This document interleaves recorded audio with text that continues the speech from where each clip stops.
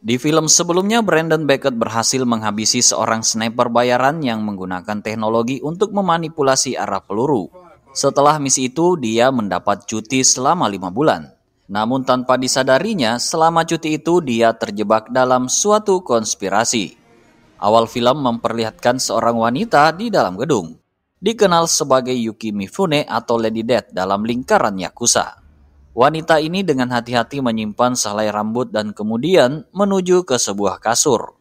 Di belakangnya ada smartphone yang menyiarkan berita bahwa Perdana Menteri bernama Bruno Diaz akan mencabut embargo di Amerika.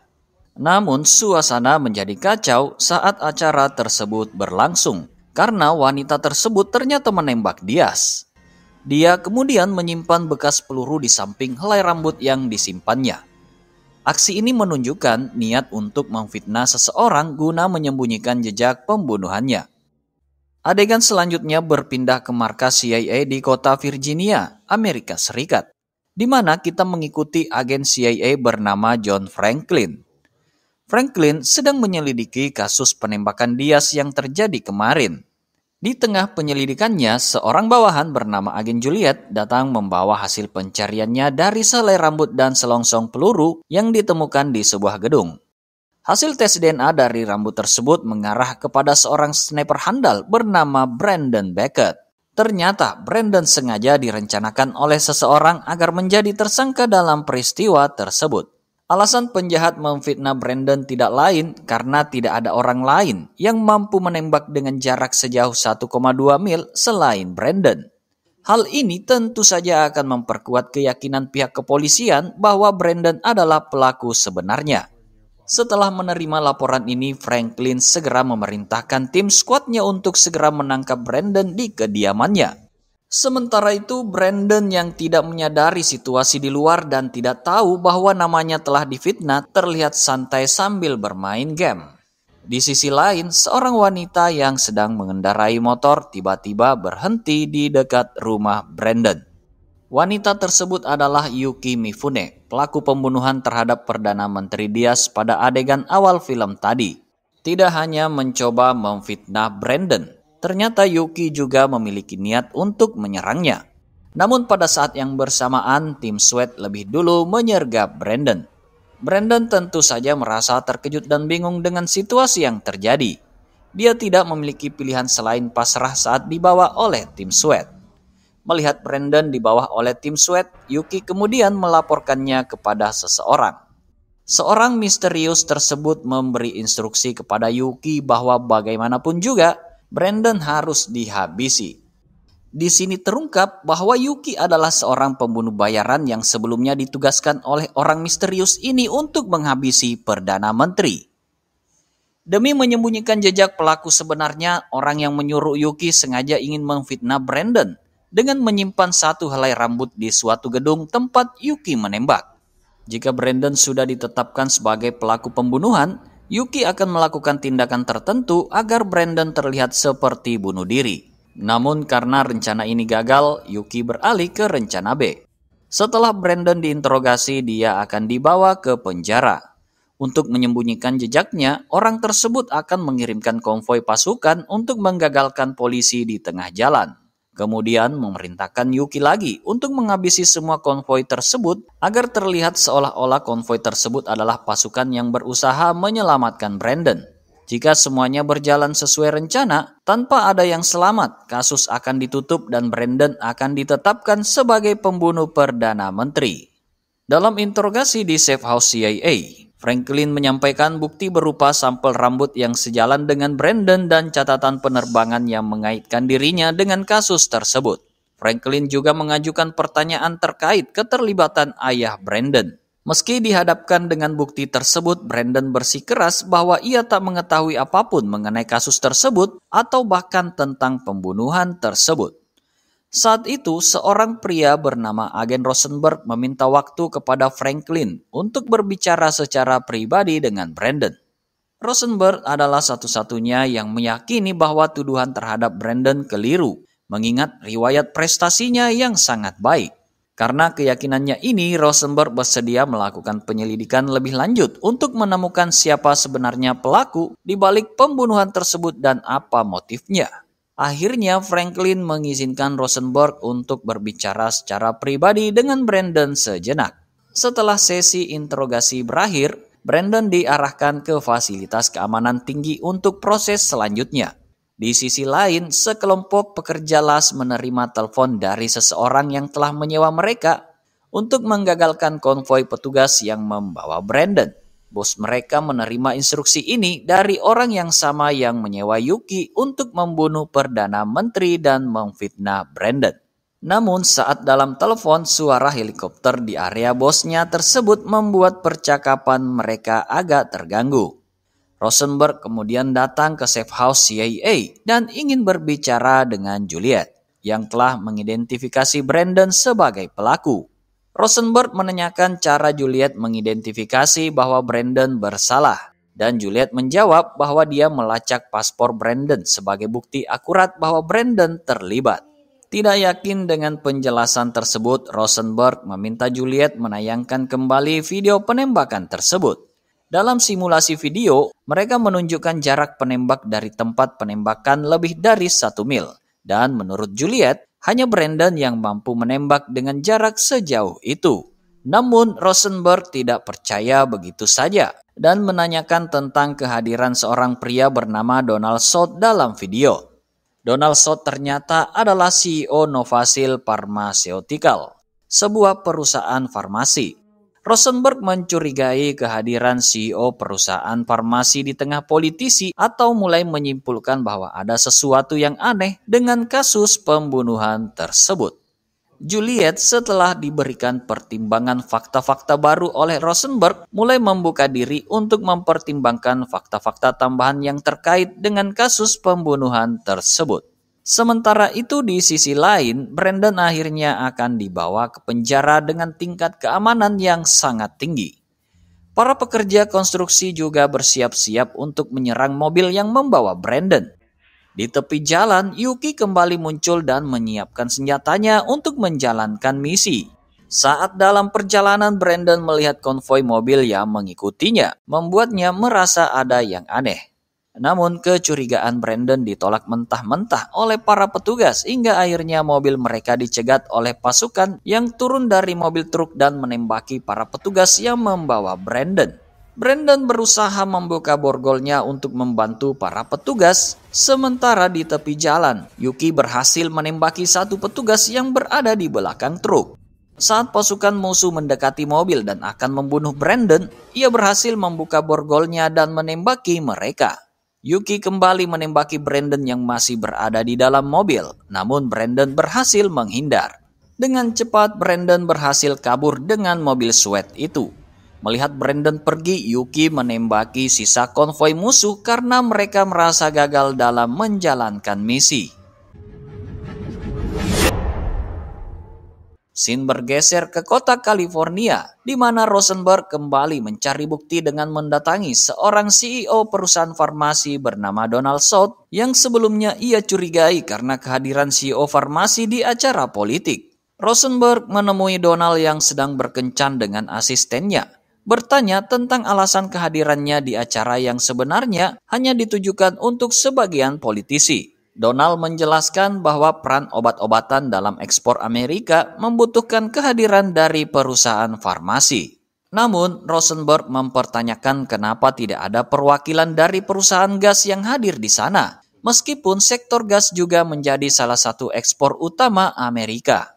Tapi Donald menanggapinya dengan bertanya apakah Rosenberg menuduhnya.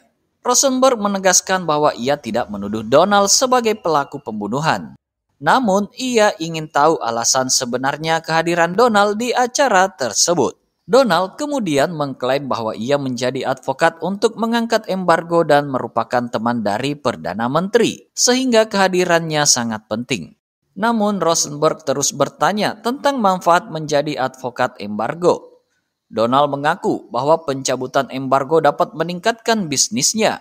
Namun sebaliknya, ia malah menyebut perusahaan farmasi Kanada yang akan bermerger dengan perusahaannya itu patut dicurigai sebagai pelaku di balik pembunuhan Perdana Menteri. Sementara itu di Safe House CIA, Franklin menerima laporan dari Sarah bahwa mobil yang membawa Brandon telah diserang oleh musuh. Sarah melaporkan bahwa beberapa petugas ditembak oleh sniper. Mendengar itu, Franklin yakin bahwa itu dilakukan oleh ayah Brandon, Thomas Beckett, untuk menyelamatkan putranya.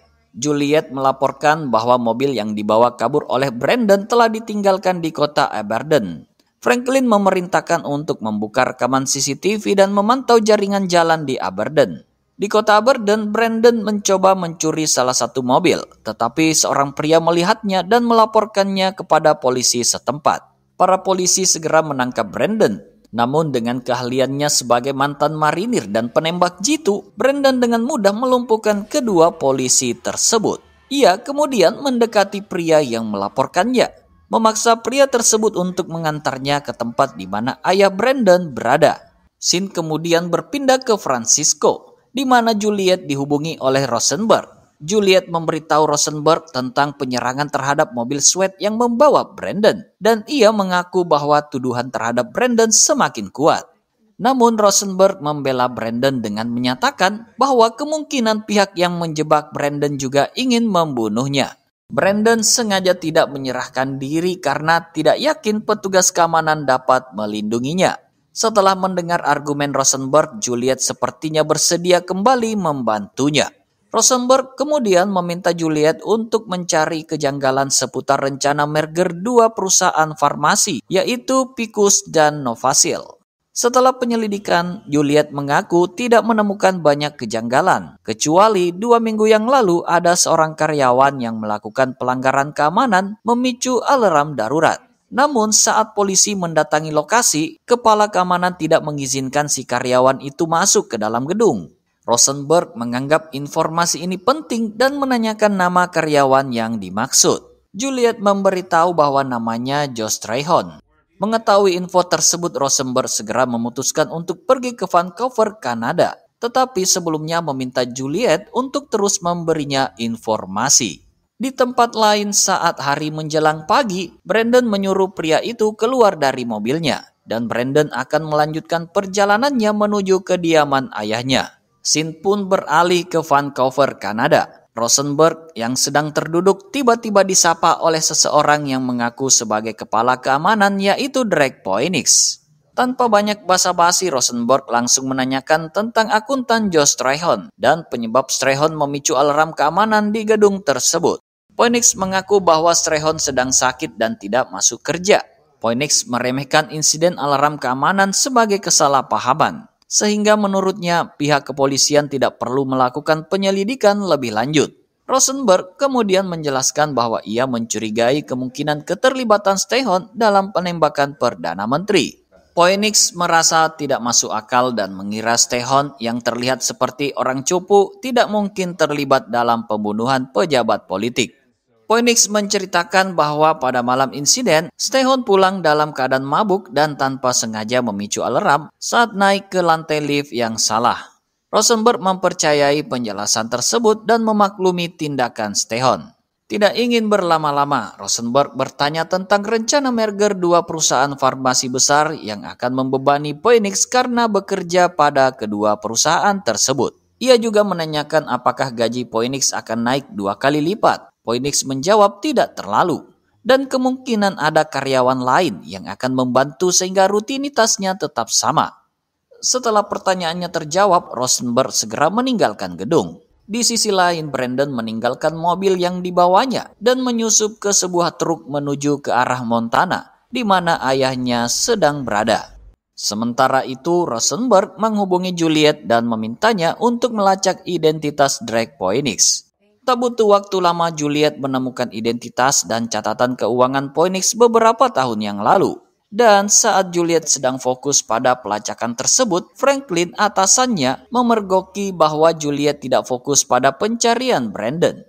Meskipun Rosenberg meminta Juliet untuk memeriksa situasi perusahaan Picus Industri yang akan di-merge dengan Novasil, Franklin tetap yakin bahwa Brandon adalah pelakunya. Franklin meminta Juliet untuk tetap fokus pada pencarian Brandon. Juliet memberitahu Franklin tentang pria yang menyerang mobil SWAT yang membawa Brandon. Pria tersebut dalam kondisi kritis dan dibawa ke rumah sakit di Clyde Hill. Scene kemudian berpindah ke rumah sakit tersebut di Washington, di mana Rosenberg datang untuk bertemu dengan pria yang dimaksud Juliet. Pria tersebut dalam kondisi kritis dan sebelum masuk, Rosenberg ditahan oleh seorang petugas keamanan. Namun, dengan menunjukkan identitasnya sebagai agen federal, Rosenberg memerintahkan petugas itu untuk pergi beristirahat. Rosenberg masuk ke ruang rawat dan meminta dokter untuk berbicara empat mata dengan pasien tersebut. Meskipun dokter menolak karena keadaan kritis pasien, Rosenberg mengancam untuk menggunakan keamanan nasional sebagai alasan, sehingga dokter setuju. Dengan keadaan kritis, pasien dipaksa oleh Rosenberg untuk menjelaskan siapa yang menyuruhnya menghentikan mobil SWAT yang membawa Brandon. Awalnya, pasien enggan mengungkapkan yang sebenarnya. Tetapi karena ancaman Rosenberg, akhirnya pria itu mengakui bahwa dia disuruh oleh seseorang yang tidak dikenal. Dan saat menelpon, ia kesulitan mendengar dengan jelas karena suara helikopter di sekitar saat itu. Sementara itu di tempat lain, Brandon pun bertemu dengan ayahnya, Thomas Beckett. Brandon mencoba memberikan alasan bahwa dia hanya sekedar memancing, tetapi Thomas tidak percaya. Akhirnya Brandon mengaku bahwa dia difitnah atas pembunuhan Perdana Menteri. Singkat cerita, pada malam hari Thomas menceritakan masa lalunya di Vietnam yang sangat membekas di ingatannya. Saat misi tersebut, Thomas dan rekannya, Sersan Mayor Conrad, diperintahkan untuk memburu seorang penjahat. Namun kelelahan membuat rekannya kehilangan kendali dan memerintahkan Thomas untuk tinggal, sementara dia pergi sendirian. Terjadi kesalahan yang mengakibatkan rekannya ditahan dan diancam pisau. Thomas yang melihat situasi tersebut dari jauh, mengingat sahabatnya membisikkan kata-kata audivites yang tidak ia mengerti. Thomas pun berasumsi dan mengartikan kode tersebut bahwa ia harus menembak penjahat di belakang rekannya itu untuk menyelamatkannya, meskipun itu adalah sasaran yang sulit. Thomas berhasil menembak penjahat tersebut, tetapi sayangnya rekannya juga tertembak. Peristiwa itu sangat traumatis bagi Thomas, dan kata-kata audivites masih menghantuinya. Scene berpindah ke kota Seattle, Washington, di mana Franklin dan timnya sedang menggeledah rumah Brandon. Rosenberg juga hadir dan meminta izin untuk melihat isi rumah Brandon, meskipun Franklin keberatan dengan kehadirannya. Dalam penggeledahan, ditemukan surat undangan dari ayah Brandon yang mengajaknya minum bir. Mendengar hal ini, Franklin segera mengirim pasukan untuk menyergap Brandon di kediaman ayahnya. Sementara itu, Rosenberg menemukan foto yang menunjukkan seseorang mirip dengan Drake Phoenix bersama Brandon dan teman seangkatannya. Rosenberg mengirim foto tersebut kepada Juliet untuk identifikasi. Juliet pun menemukan fakta mengejutkan bahwa orang tersebut adalah Sersan McConnell yang seharusnya sudah tewas 5 tahun yang lalu atas tuduhan kejahatan perang. Setelah mengetahui informasi ini, Rosenberg langsung mendatangi Josh Trahon, si akuntan yang terlibat. Rosenberg memaksa Trahon untuk mengakui bahwa Phoenix merencanakan pencurian jutaan dolar dari merger antara Picus dan Novasil. Trahon pun akhirnya mengakui mendapat ancaman dan kekerasan fisik dari Phoenix, dan keluarganya juga terancam jika ia menolak terlibat. Pagi harinya di sebuah hutan terlihat pasukan khusus atas perintah Franklin mulai bergerak ke kediaman Brandon dan Thomas untuk menangkap mereka. Namun Thomas yang terkenal dengan insting harimaunya mampu merasakan bahaya dari jauh. Dari dalam rumah matanya tajam memantau setiap sudut melalui layar CCTV yang dipasang di sekitar area.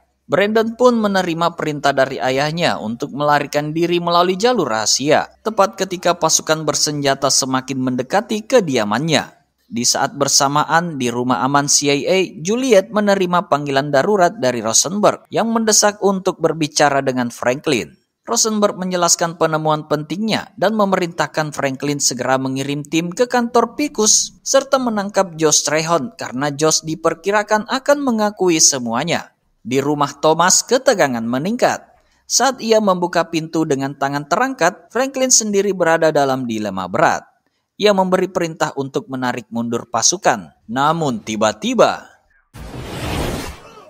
salah satu peluru menghantam anggota pasukan CIA mengubah situasi menjadi kacau. Brandon yang sedang melarikan diri terkejut mendengar tembakan itu. Dari lokasi tersembunyi, sniper misterius dengan cekatan menumbangkan pasukan satu persatu. Thomas yang segera kembali ke dalam rumah untuk berlindung meraih senapannya, mencoba melacak posisi penembak misterius itu. Sementara itu, Brandon memanjat menara tinggi, berusaha mengidentifikasi keberadaan ayahnya dan lokasi sniper misterius itu. Tak butuh waktu lama bagi Brandon untuk menyadari bahwa dalang dari kekacauan ini, ya siapa lagi kalau bukan Yuki. Terlihat dari caranya bersembunyi di balik semak-semak dengan bidikan sempurna terarah pada Thomas. Namun, Yuki juga melihat persembunyian Brandon, menambah dilema dalam pikirannya.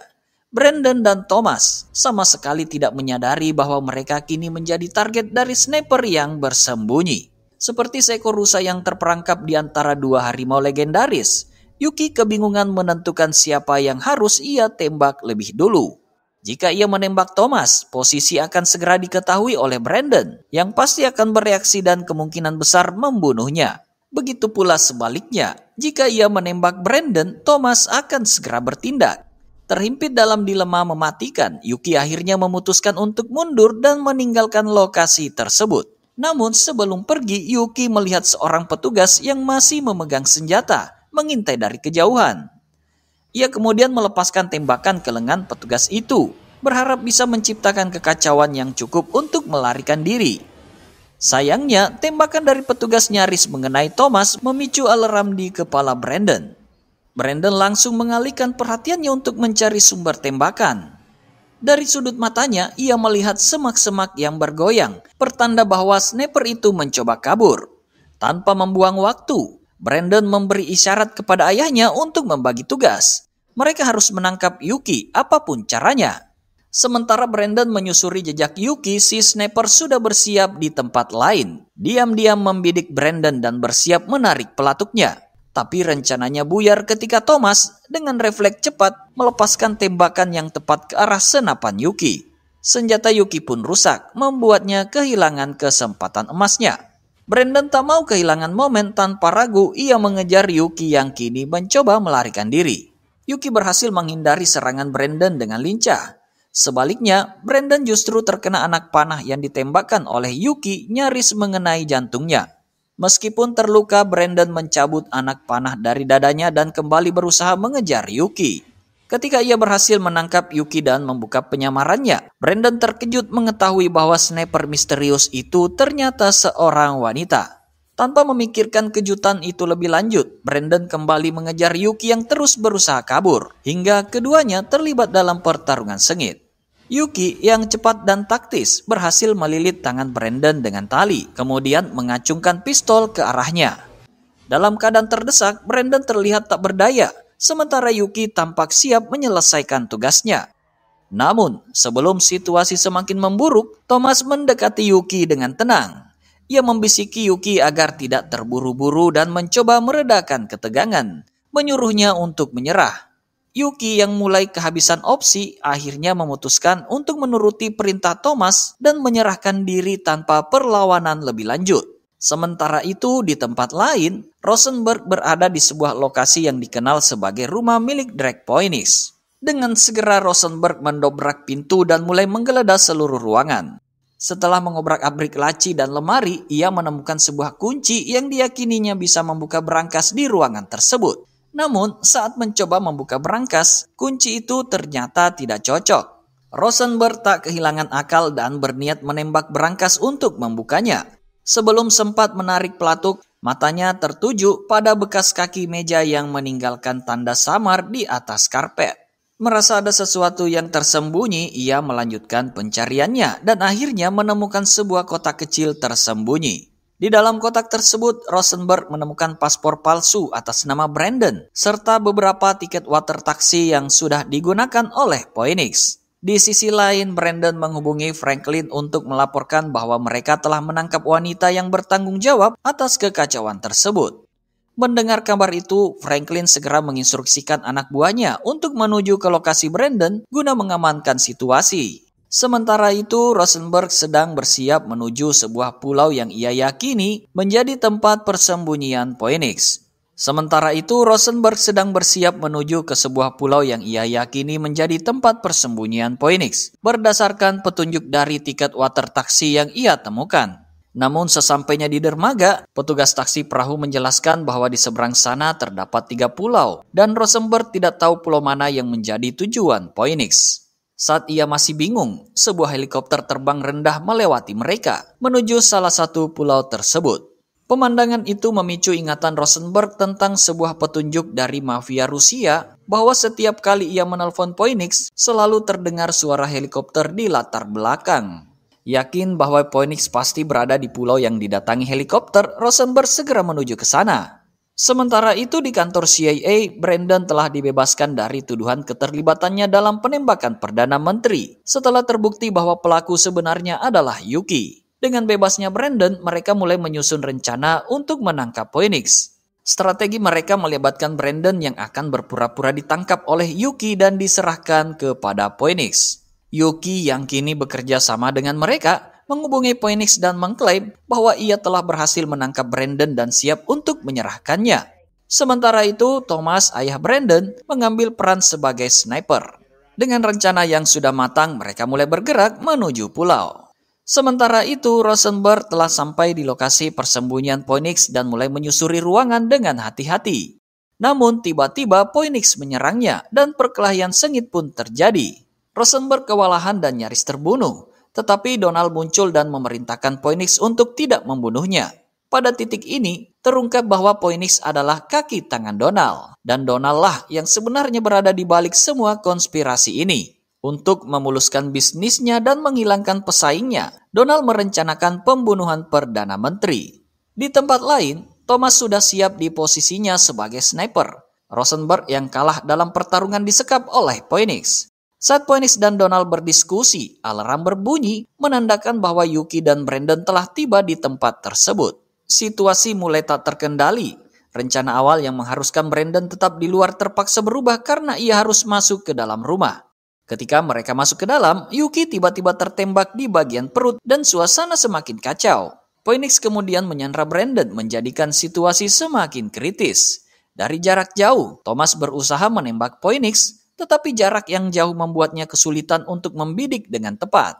Tepat saat Thomas hampir menyerah, Brandon meski dalam keadaan disandra tiba-tiba berkata, "Audi Vites." Kata-kata itu memberikan Thomas semangat dan kepercayaan diri. Dengan fokus yang kembali, Thomas akhirnya berhasil melepaskan tembakan yang tepat mengenai Phoenix. Di tempat lain, Donald pun akhirnya ditangkap berkat bantuan Yuki dan Rosenberg. Phoenix jatuh dan konspirasi Donald terbongkar. Film berakhir dengan momen penuh emosi saat Thomas memeluk Brandon dan berkata bahwa misi ini adalah yang paling sulit yang pernah ia lakukan. Dengan pelukan itu, cerita berakhir dan film pun tamat.